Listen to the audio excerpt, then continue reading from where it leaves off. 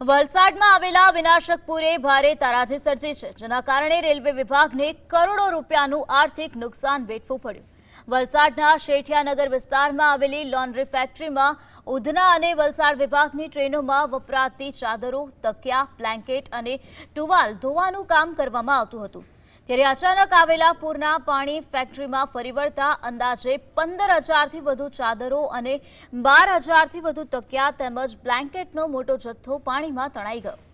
Factory સંચાલક દ્વારા આ પૂરના કારણે અંદાજે રૂપિયા 1,20,00,000નું માતબર નુકસાન થયાનો દાવો કરવામાં આવ્યો છે। આ ભયાનક નુકસાન પૂરની ગંભીરતા દર્શાવે છે।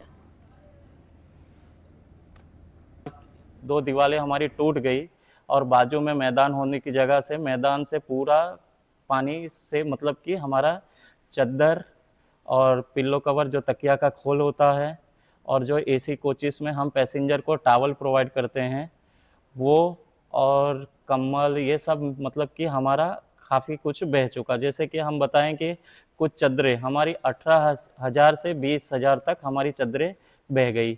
तकिया के खोलें वो करीबन 12,000 से 15,000 तक खो गई।